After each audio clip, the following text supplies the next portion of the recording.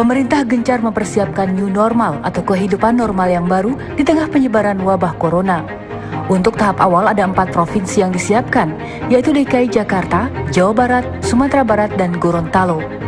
Bahkan Presiden Joko Widodo ikut meninjau langsung persiapan new normal dengan mengunjungi pusat perbelanjaan dan moda transportasi MRT Selasa siang.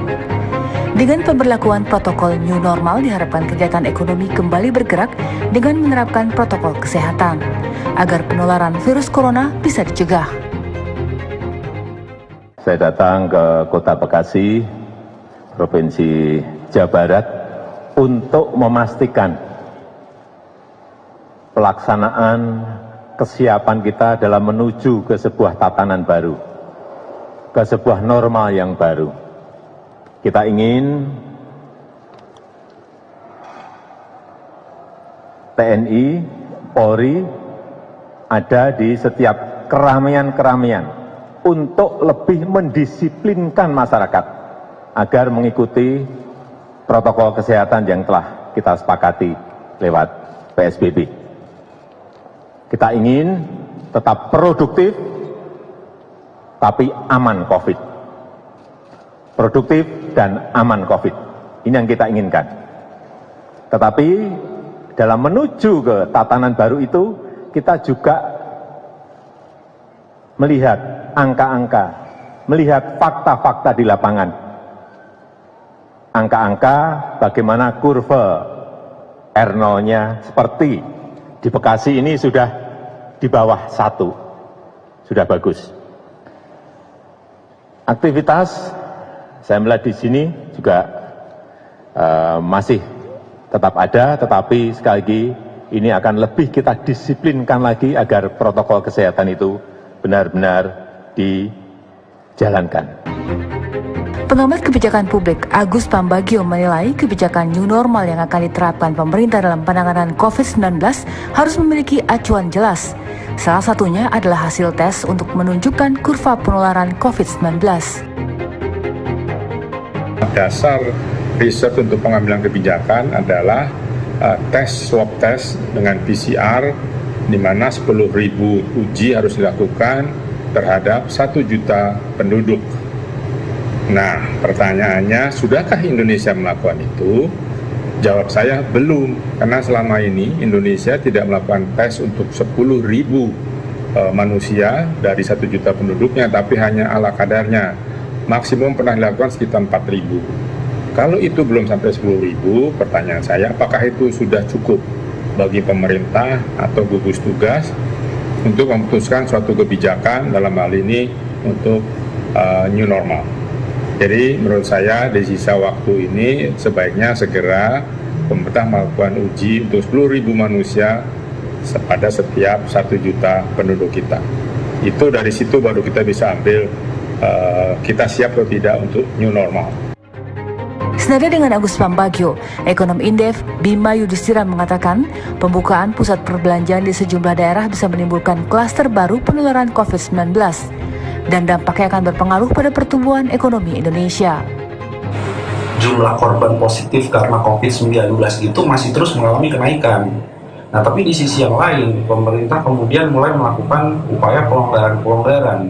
Nah, ini namanya bukan new normal, tapi justru abnormalitas baru, di mana situasi menjadi abnormal karena konsumen, khususnya kelas menengah atas yang cukup concern dengan isu kesehatan, itu tidak mungkin kemudian keluar rumah ke tempat pusat perbelanjaan selama pandeminya itu masih ada dan masih menjadi ancaman kesehatan. Di sisi yang lain, biaya kesehatan pastinya akan mengalami kenaikan. Nah, ini yang membuat kemudian pelaku usaha juga nggak yakin untuk cepat-cepat membuka kemudian tokonya di tengah situasi yang sangat berbeda dari negara-negara lainnya. Kalau negara-negara lain seperti di Eropa, kemudian di Asia ada Vietnam dan Taiwan, mereka punya indikator yang jelas. Kalau kurvanya itu kemudian sudah mulai menurun, jumlah korban meninggal maupun positifnya juga menurun cukup signifikan, maka baru dilakukan pelonggaran. Nah, Indonesia ini beda sendiri. Jadi kita tidak menggunakan indikator kesehatan yang seharusnya tidak mendengarkan para pakar kesehatan, sehingga new normal yang dimaksud di sini adalah new normal yang kemudian dipaksakan sehingga pemulihan ekonomi justru akan berjalan lebih lambat. Sejumlah daerah di Indonesia akan segera mengakhiri pembatasan sosial berskala besar atau PSBB. Untuk Provinsi Jawa Barat, PSBB akan berakhir 29 Mei 2020. Sedangkan di DKI Jakarta akan berakhir 4 Juni 2020. Pengelola Pusat Belanja Indonesia menyebutkan 62 mal siap dibuka tanggal 5 Juni sehari pasca berakhirnya PSBB di Jakarta. 5 mal lagi akan dibuka di hari Senin 8 Juni 2020.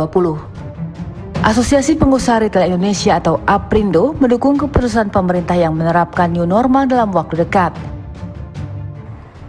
Kesehatan yang kita takutin yaitu COVID-19 ini tidak menjadi halangan bagi kita untuk melaksanakan aktivitas kita sehari-hari. Ekonomi juga akan pulih, kesehatan juga harus terjaga. Saya kira semua harus dijalankan, tidak bisa hanya satu sisi. Ini sangat mengkhawatirkan memang, tetapi kita harus melaksanakan ini semua dengan tetap aktivitas normal, tetapi dengan aturan-aturan yang baru yang selama ini tidak pernah kita laksanakan. Saya kira kesehatan diutamakan, ekonomi juga harus berjalan dengan baik.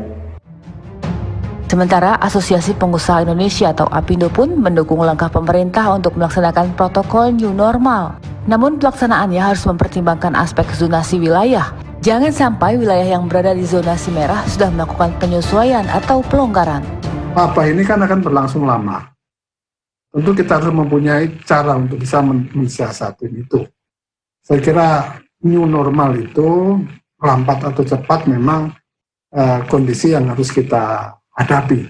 Nah, kapan kesiapan itu lagi-lagi tergantung dari kondisi dari masing-masing orang atau masing-masing usaha yang akan memasuki new normal. Apakah kita siap untuk melakukan new normal? Lagi-lagi bahwa kesiapan itu memang tergantung dari kondisi masing-masing. Bagi perusahaan-perusahaan, bagi masyarakat, ya, yang memang berada pada zona yang relatif aman, zona yang memang tergolong hijau, saya kira mereka akan lebih siap untuk melakukan memasuki masa new normal.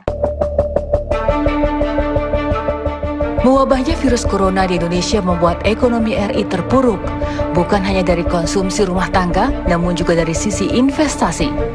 Kepala Badan Koordinasi Penanaman Modal, Bahlil Lahadiah mengatakan, pergerakan laju ekonomi tidak bisa dibendung bahkan oleh mewabahnya virus corona. Saat ini para investor akan menyesuaikan dengan kehidupan normal baru atau new normal agar bisa tetap berusaha.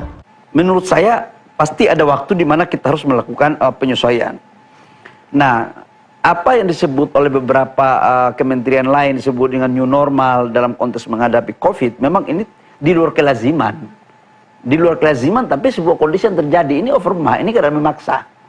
Nah, pertanyaan berikut adalah, kita menunggu sampai kondisi normal baru kita memulai, atau kita melakukan satu adaptasi, satu langkah di mana tetap kita berikhtiar untuk mengantisipasi tentang penyebaran virus corona, tapi di aspek yang lain kita mampu menjalankan apa yang menjadi kegiatan bisnis. Nah, dalam suasana seperti ini memang kita harus hati-hati untuk menentukan strategi. Tetapi kalau kita melihat dari SOP yang dikeluarkan oleh Menteri Kesehatan tentang bagaimana standar pelayanan di era COVID dalam kita bekerja, kemarin dia sudah teken, kami sudah ada sekarang.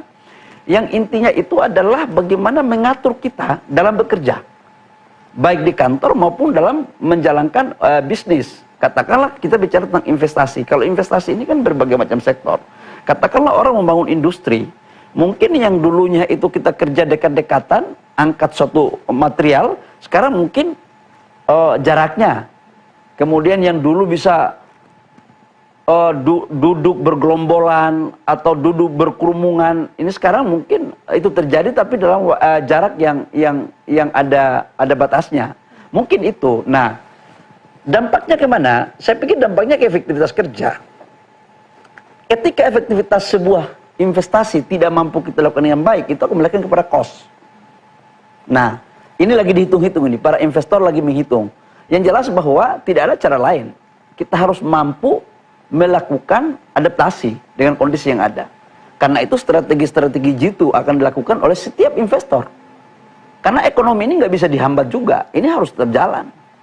Nggak bisa. Kalau kita tetap pasrah dengan kondisi yang ada, nanti orang mati itu bukan hanya karena corona. Orang mati juga karena stres. Stres, ya kan? Bukan hanya orang, mohon maaf, bukan hanya saudara-saudara kita yang tidak punya rezeki yang baik. Emang para bos-bos itu, para pejabat ini kalau dikurung dalam rumah juga apa nggak stres itu? Stres juga, bos. Jadi saya pikir adalah jangan sampai kita di rumah terus, ini berdampak sistemik juga terhadap keberlangsungan kita sendiri gitu. Nah, saya pikir pasti ketika SOP sudah dikeluarkan, setiap investor mau tidak mau, sifatnya itu apa ya? Sifatnya itu wajib untuk melakukan penyesuaian terhadap kondisi baru yang akan nanti kita hadapi ke depan. Menurut data BKPM, realisasi investasi langsung sepanjang kuartal 1 2020 sebesar 210,7 triliun rupiah. Realisasi investasi ini masih tumbuh 8% di tengah wabah virus corona. Kuartal 2 2020 akan menjadi masa yang berat, mengingat sepanjang April hingga Mei kebanyakan negara melakukan lockdown atau pembatasan ketat dan baru dilonggarkan pada bulan Juni 2020.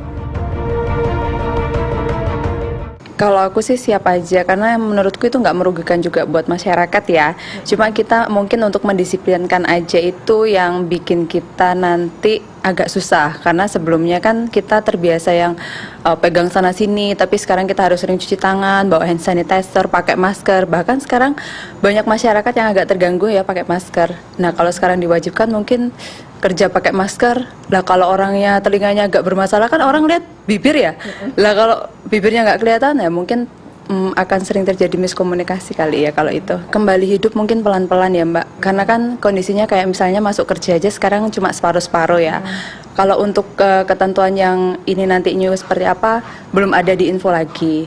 Mungkin kalau kondisinya masih seperti ini masuk seminggu enggak, seminggu masuk ya pelan-pelan lagi kondisi ekonomi akan kembali seperti semula gitu. Kalau menurut saya setelah beberapa minggu ini kita mengalami situasi yang seperti ini, saya rasa sih seharusnya masyarakat sudah lebih siap daripada yang sebelumnya sih Mbak. Karena sudah ada protokol-protokol kesehatan yang sudah kita jalani sebelumnya. Saya rasa masyarakat akan tetap disiplin sih Mbak, dan lebih menjaga dirinya masing-masing. Kalau menurut saya pasti akan tetap bangkit sih Mbak. Karena kan berarti dengan adanya protokol baru, dengan adanya hal new normal seperti ini, hal-hal yang tadinya tertutup akan dibuka kan, walaupun mungkin untuk hal-hal yang tidak begitu besar. Nah kalau sudah ada yang dibuka berarti kan ada celah untuk ekonomi Indonesia tuh lebih baik lagi. Jadi setidaknya akan bisa menjadi lebih baik dari yang sebelumnya sih Mbak. Sebenarnya mungkin kalau menurut saya ada yang siap, ada yang enggak. Itu tergantung dari tingkat tingkat penerimaan mereka terhadap virus ini ya seperti apa dan bagaimana sikap mereka untuk menghadapinya.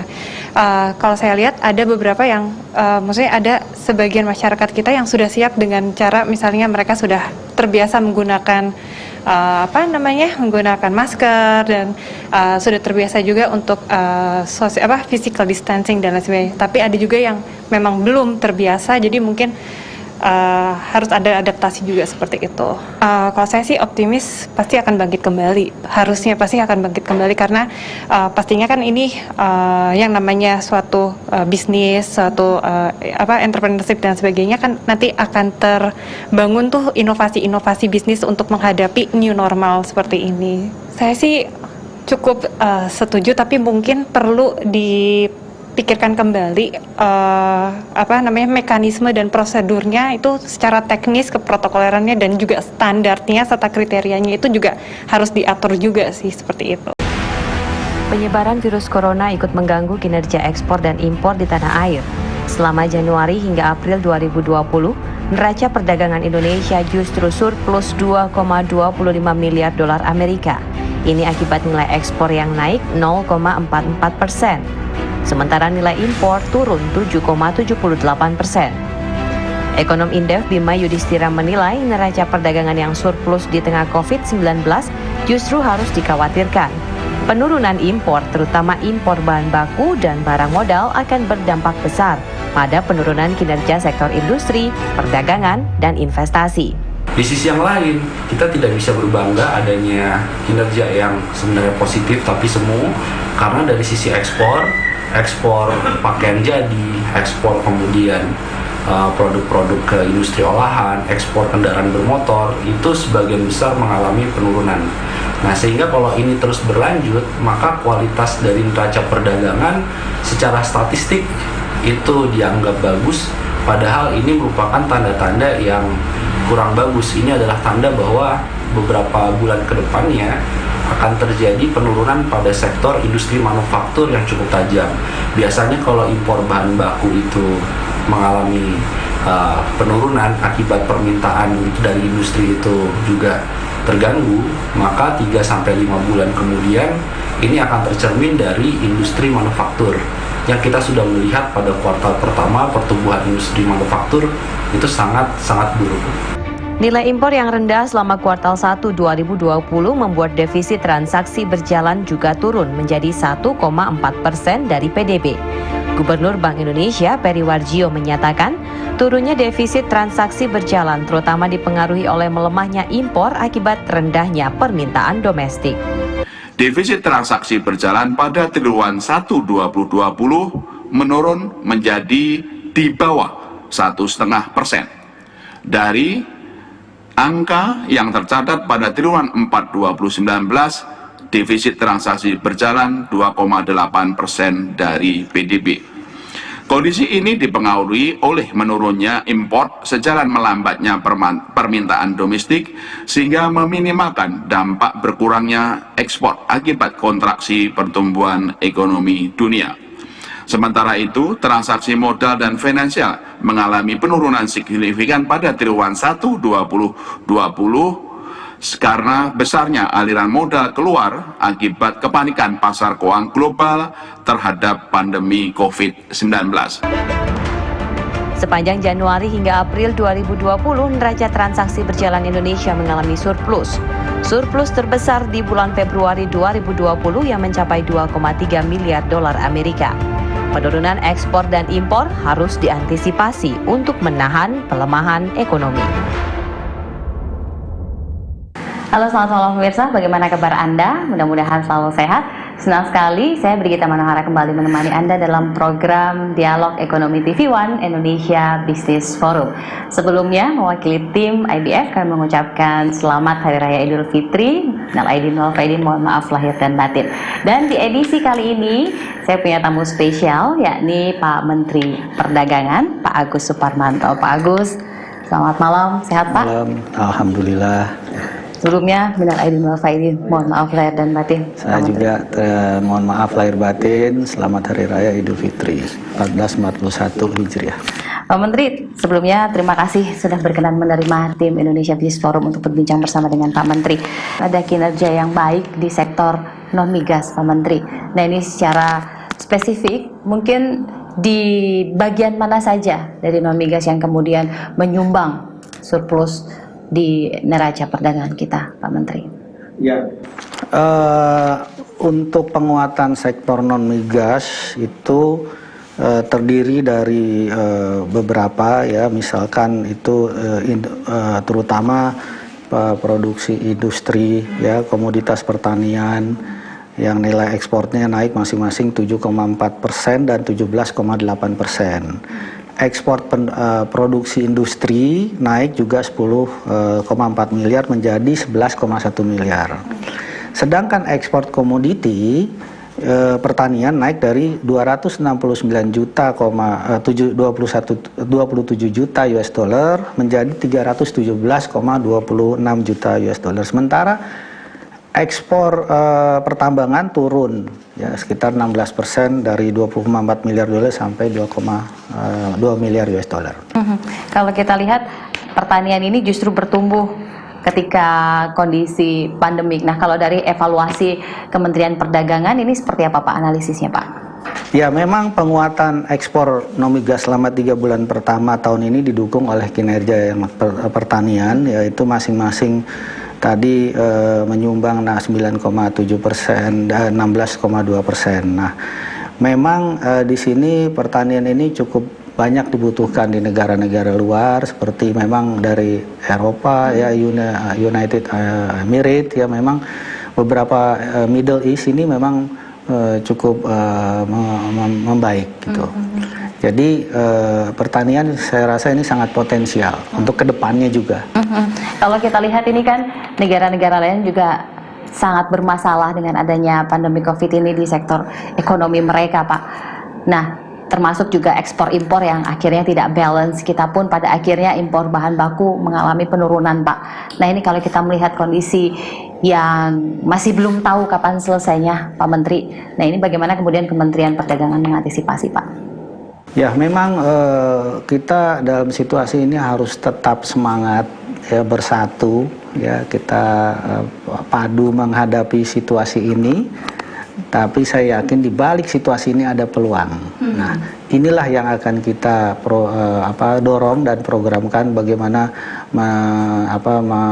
melihat peluang-peluang tersebut, dan itu kita akan terapkan karena memang di sini banyak UMKM ini kita bisa galakan terutama sektor pertanian juga yang memang kita iklimnya ini sangat mendukung.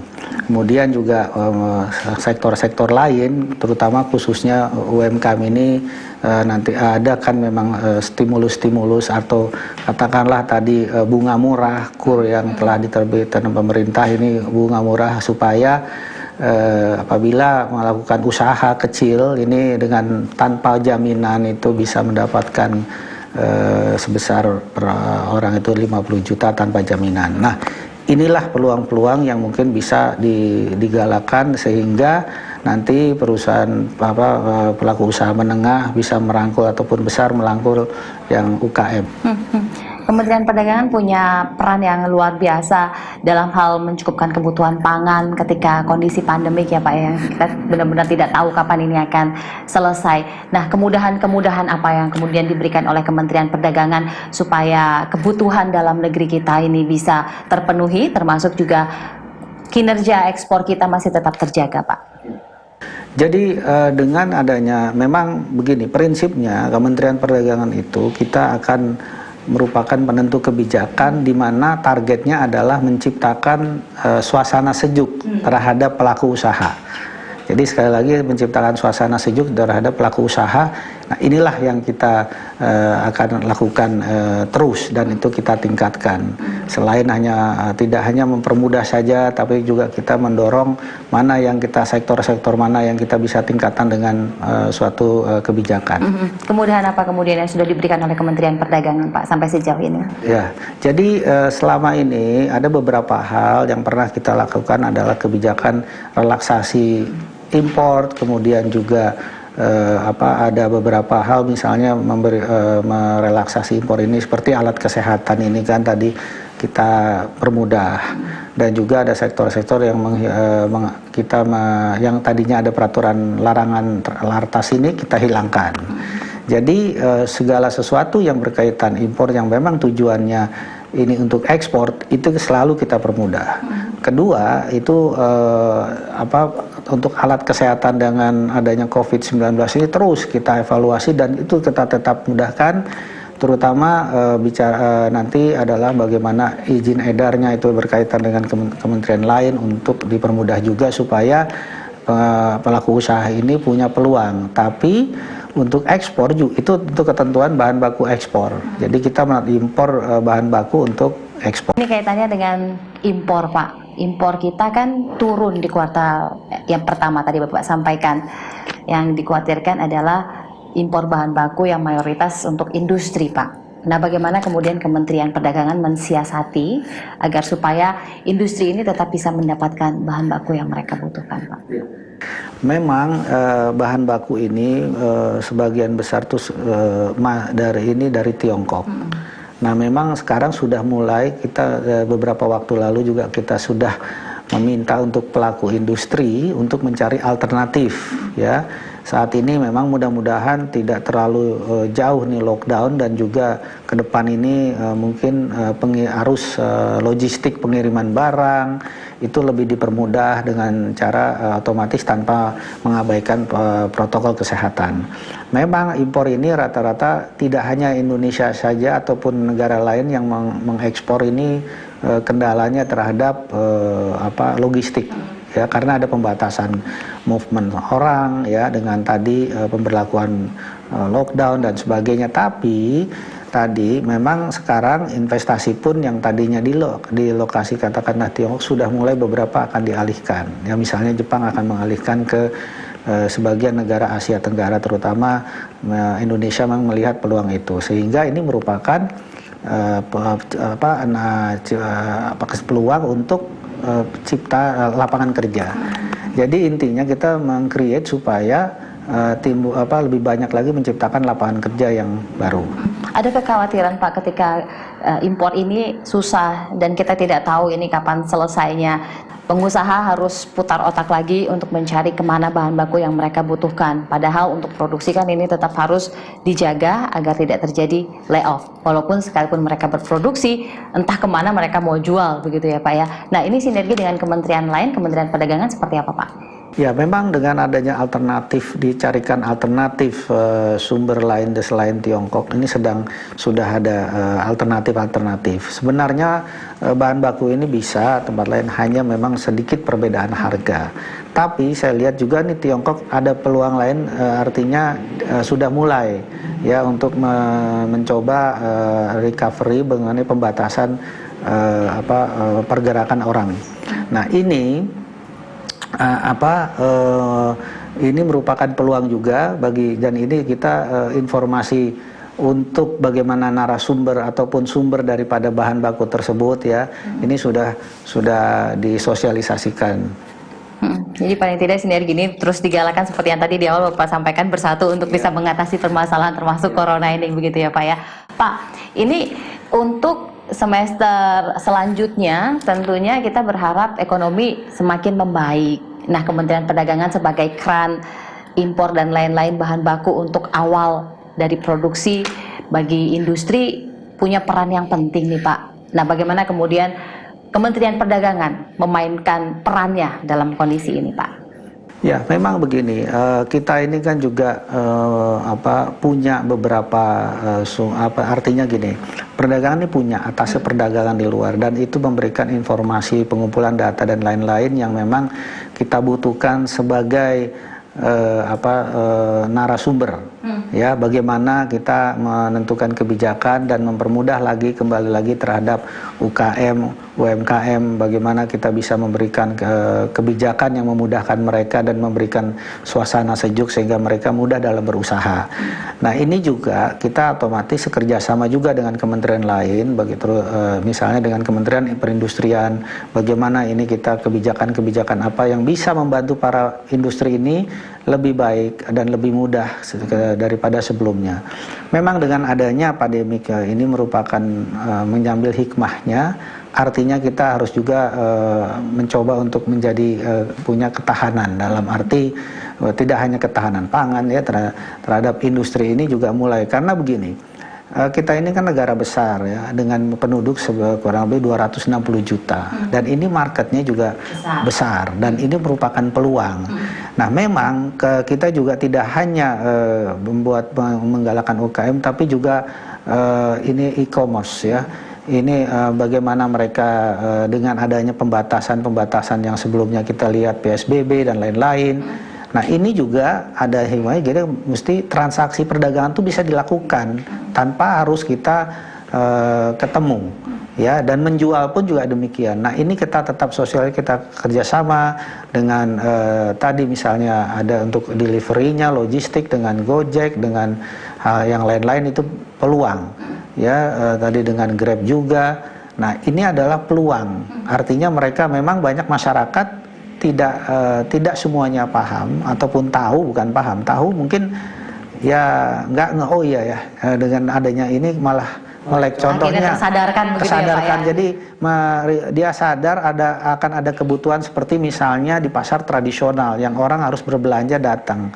Dengan adanya online ini meningkatkan penjualan mereka, tidak perlu datang, dan ini mereka terlatih dengan cara berdagang seperti itu. Sehingga sektor pertanian yang menunjukkan kinerja baik untuk ekspor, nanti di semester selanjutnya pun tidak hanya ekspor tetapi konsumsi dalam negerinya juga mengalami peningkatan begitu ya Pak ya? Iya.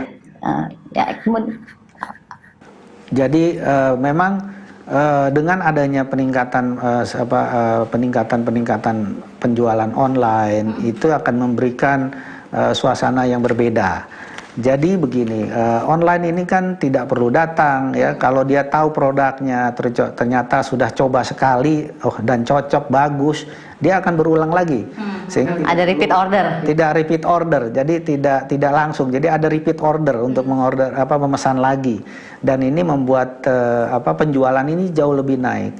Karena di sini kayak membeli misalnya di pasar tradisional. Oh ya, kalau udah beli pangan, dia kebutuhan misalnya beli cabai, beli bawang atau beli beras ke atas sekalipun, dan ini sudah tahu besarnya di sini dan sebagainya. Nah, inilah yang membuat suasana perdagangan ini tumbuh. Tapi kalau dari catatan Kementerian Perdagangan Pak, pertumbuhan yang ada di dalam negeri ini sampai sejauh ini meskipun terkendala pandemi Covid, ternyata ada peningkatan yang signifikan. Ini sampai sejauh mana kemudian catatan dari Kementerian Perdagangan?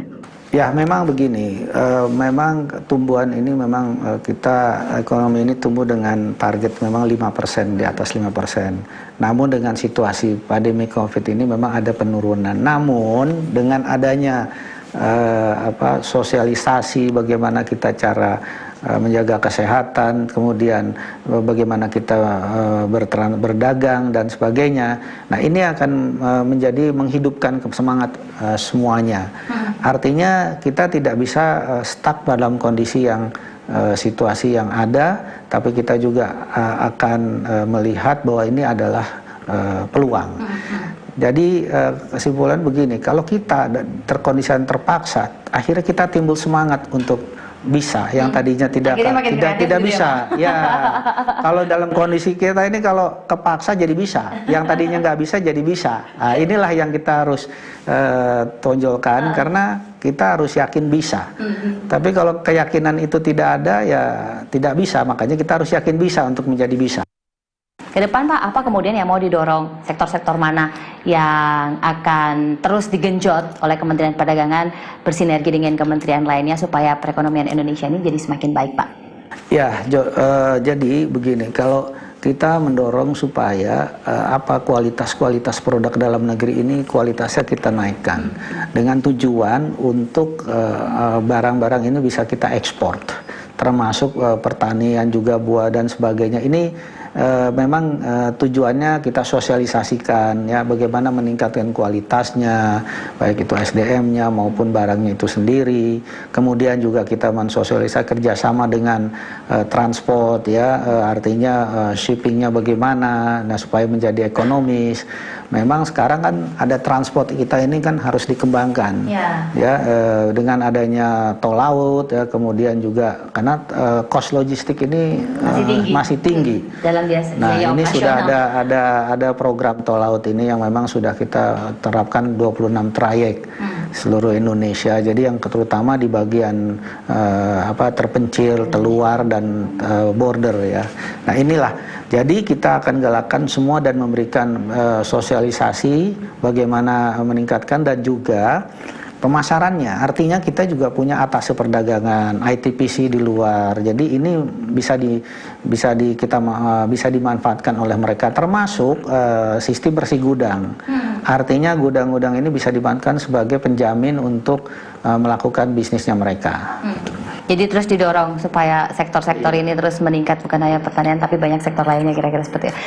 Baik, Pak Agus Suparmanto, Menteri Perdagangan, terima kasih sudah bergabung bersama kami, dan mudah-mudahan apa yang kemudian diupayakan agar pemenuhan kebutuhan dan termasuk juga neraca perdagangan kita semakin baik bisa diupayakan oleh Pak Menteri. Terima kasih sekali lagi Pak Menteri. Demikian pemirsa bincang kami dengan Pak Menteri Perdagangan Bapak Agus Suparmanto, dan kita akan lanjutkan di segmen yang selanjutnya. Pandemi virus corona di Indonesia membuat pertumbuhan ekonomi terus terpuruk. Kuartal 1 2020, ekonomi Indonesia hanya tumbuh 2,97%. Bank Indonesia merevisi seluruh proyeksi pertumbuhan ekonomi tahun ini menjadi di bawah 2,3%. Di kuartal kedua, ekonomi diperkirakan hanya tumbuh 0,4%. Kuartal 3, 1,2%, dan kuartal 4 2020 tumbuh 3,1%. Untuk menjaga agar ekonomi tetap tumbuh positif tahun ini, pemerintah perlu menjaga iklim investasi agar tetap kondusif. Hal ini penting untuk membuka kesempatan masuknya investasi asing langsung. Yang pertama saya ingin menjelaskan, beberapa media di London atau di Amerika itu kan mereka mengatakan bahwa ada 10 negara tujuan investasi ketika beberapa investor itu akan hengkang relokasi dari China. Katakanlah dari Jepang, kemudian dari Amerika, itu mereka menjadikan Indonesia salah satu negara tujuan relokasi, bahkan nomor 4. Sebelum saya menjawab pertanyaan Manu, pastikan ada alasan, kenapa sih mereka menjadikan Indonesia sebagai salah satu negara tujuan investasi. Sesungguhnya kita ini mempunyai peluang-peluang keunggulan komparatif yang mungkin tidak dimiliki oleh negara lain. Yang pertama, kita adalah market terbesar untuk Asia Tenggara. Yang kedua, kita mempunyai sumber daya alam yang tidak dimiliki oleh negara-negara di Asia Tenggara. Dan kita punya luas wilayah yang luar biasa besarnya.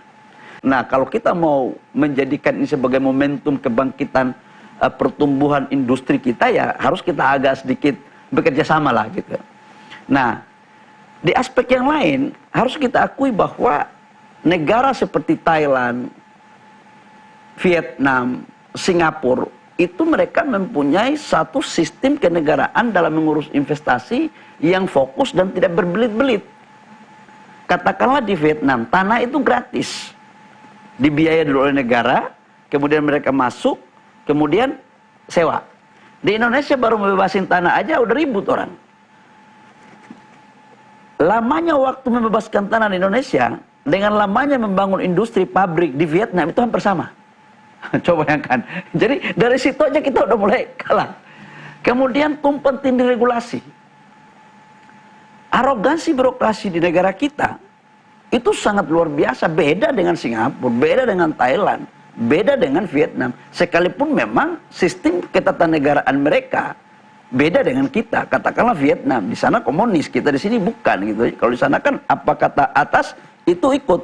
Kalau kita di sini apa kata presiden, menteri sedikit mulai agak menerjemahkan dengan improvisasinya, turun lagi di gubernur mulai dengan kecerdasan improvisasinya sampai di tingkat bupati. Nah, ini kondisi objektif. Nah, apa yang harus dilakukan? Saya pikir bahwa momentum ini adalah momentum emas yang harus kita tanggap, kemudian kita lakukan strategi lapangan yang saya ingin mengatakan, kemarin saya konsultasi sama Bapak Presiden, investor yang hengkang ini sedikit. Yang datang ini meminta mereka untuk ke negara mereka ini banyak. Jadi ini hukum permintaan dan penawaran terjadi. Maka kemarin saya lapor sama Bapak Presiden kalau bisa untuk kita bagaimana menangkap para investor yang hengkang dari relokasi dari China, ini kita pakai fleksibel, tidak kaku. Masalah pertama yang harus diselesaikan oleh pemerintah adalah penciptaan lapangan kerja. Untuk menyerap tenaga kerja butuh investasi. Jadi problem yang paling pertama yang harus kita selesaikan di negara kita adalah lapangan pekerjaan. Dan lapangan pekerjaan ini hanya dengan investasi.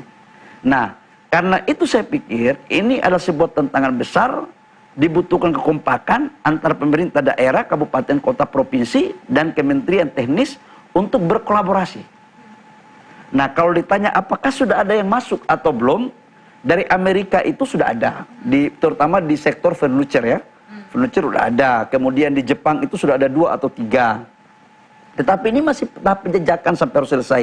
Ya kalau yang dari Amerika itu yang furniture itu sudah sekitar 70-80%. Itu harus sekitar 4 atau 5 perusahaan. Dan relokasi tempatnya pun sudah kita siapkan di Jawa Tengah, di Brebes. Kenapa di Jawa Tengah? Karena di sana itu adalah tempat infrastruktur yang memadai, tenaga kerjanya murah, dan harga tanahnya pun sangat terjangkau. Kita tidak mau harga, ya ini untuk teman-teman saya yang mengelola kawasan industri, Kalau bisa harga tanahnya juga jangan mahal-mahal. Nanti jadi bukan industri, bukan kawasan industri, nanti jadi kawasan industri tanah nanti. Jadi bukan percepatan industrinya yang masuk, karena kalau harga tanahnya mahal, mana ada investor yang masuk. Nanti lama-lama kita ini jual tanah dalam kawasan industri. Nah, saya pikir ini yang harus juga menjadi apa ya, perenungan kita sama-sama lah gitu. Dan saya pikir saya optimis ya, ke depan insya Allah akan lebih baik kok. Dan sekarang kita adu cepat dan adu strategi dalam menangkap peluang ini.